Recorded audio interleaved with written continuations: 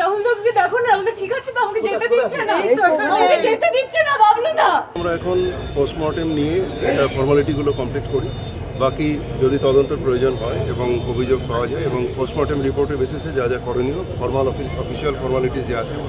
রাহুল পড়ে গেছে ব্যাস, আমি সঙ্গে সঙ্গে ওর ছেড়ে দিয়ে একটা গাড়ি চলে গেছে আর্টিস্টের।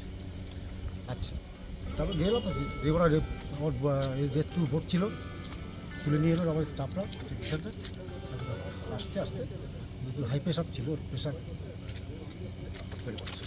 এলাকার বাসিন্দা মানে রাহুলের সেটা সবচেয়ে বড় বৈশিষ্ট্য হচ্ছে এটা যে রুটকে কখনো বলেনি, অর্থাৎ যে জায়গা থেকে ও বড় হয়েছে, এই যে আমাদের কলোনি অঞ্চলের সংস্কৃতি, কালচার, ভালো লাগা মন্দ লাগা, এই সবটা মিলিয়ে ওই খেলার মাঠ পাশে যেটা আছে সেখানেও সে খেলতো। তারপরেই এখন 43 বছরের জীবন, অভিনয় যখন করেছে কখনোই রুটলেস হয়নি। ফলে এই মানুষটার প্রতি এন্টায়ার এলাকার নতুন প্রজন্ম তো বটেই, আমাদের পুরনো বয়োজ্যেষ্ঠ যারা, তাদেরও একটা কি বলবো যে গভীর আত্মিক যোগাযোগ আছে। ওর খ্যাতি কখনো ওকে সমাদচ্যুত করেনি। এটা হচ্ছে যে রাহুলের একটা বিরাট বড় বৈশিষ্ট্য। আর রাহুল একটা স্পিয়ারে না, আপনারা রাহুলের কবিতা, সাহিত্য চর্চা এটা সম্পর্কে জানেন, রাহুল নাটক, ফলে সব মিলিয়ে রাহুল একটা কমপ্লিটলি লেফট ইন্টেলেকচুয়াল বলতে যা বোঝায়।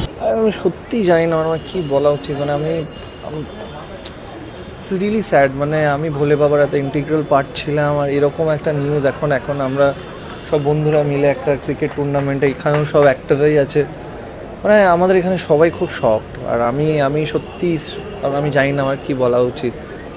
মানে আমি যে কী বলবো আমি সত্যি জানি না। জাস্ট ভোলে বাবা আমারই সিরিয়াল, সেরকম একটা সিরিয়ালের শুটিংয়ে দাদা গেছিলেন, আর এরকম একটা ইনসিডেন্ট। লাইফ যে কতটা আনপ্রেডিক্টেবল।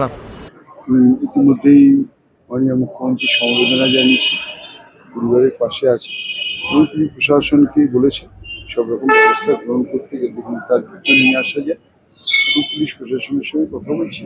আমি এখন এখানেই আছি, পরে কোনো ডিটেলস। ইউডিকে স্টার্ট হয়েছে আমাদের দীঘা থানাতে এবং পোস্টমর্টেম রিপোর্টের উপর বেস করে আমরা পরবর্তী ডিসিশন নেব।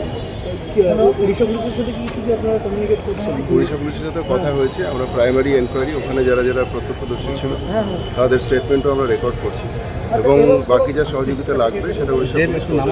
আপাতত আমরা এখন পোস্টমর্টেম নিয়ে ফর্মালিটিগুলো কমপ্লিট করি, বাকি যদি তদন্তের প্রয়োজন হয় এবং অভিযোগ পাওয়া যায় এবং পোস্টমর্টেম রিপোর্টের বেসিসে যা যা করণীয় অফিসিয়াল ফর্মালিটিস যে আছে।